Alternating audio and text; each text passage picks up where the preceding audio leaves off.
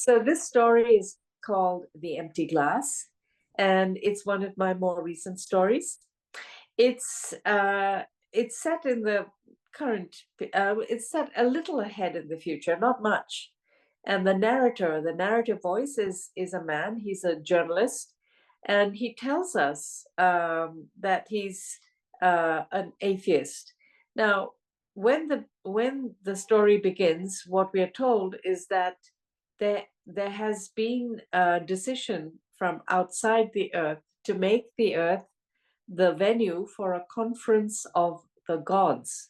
That is, gods from all over the universe, not just Earth. And when we enter the story, that's all we know.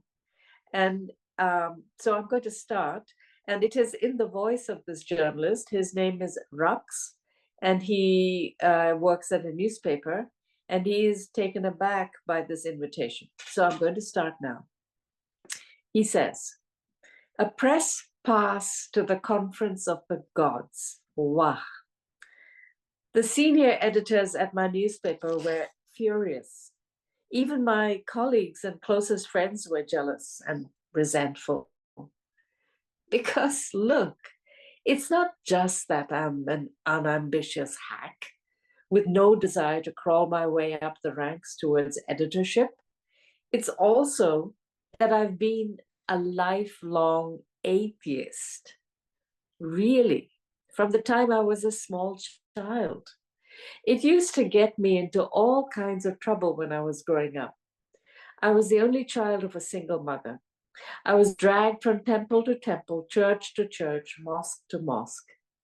My mother was an extremely religious and virtuous woman who believed that the answer to the unending strife in the world was for everyone to worship everywhere.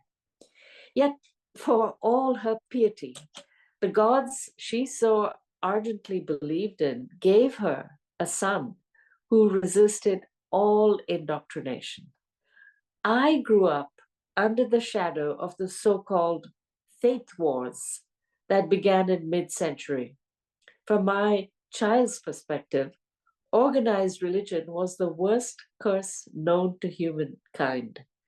My disdain for my mother's beliefs wasn't passive. I, I stamped on her flowers. I blew out her sacred flames. I flushed her holy pictures down the toilet. I scrawled dirty messages onto the walls of her puja room. I had absolute contempt for all expressions of faith because I connected it not only to war, but to being an only child, smothered by my adoring mother.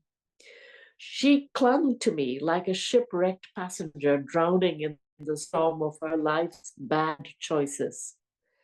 I really hated being a precious object, a thing rather than a person.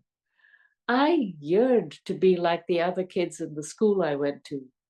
My most fervent wish was to have a dad, to have brothers, uncles, male relatives who would kick me around and treat me like an ordinary happy-go-lucky boy. Instead, I was treated like a precious jewel that my mother never wanted to let out of her hungry embrace. I blamed all my unhappiness on her and on the gods she prayed to. So, yes, I was a sore disappointment to her, and she was broken-hearted when she died. I was in my 20s then. I'm 39 now. I'm a bachelor, straight but not sociable. I live from deadline to deadline, and I drink myself into oblivion on Sundays. I've been embedded with troops in 6 different theaters of war, and the worst damage I've suffered is a singed eyebrow from falling asleep with a joint in my mouth. When people, my friends, relatives, nosy Parkers, ask me what my purpose in life is, I say, my purpose in life is to be blown up by a UID while saving the life of a bomb sniffer dog.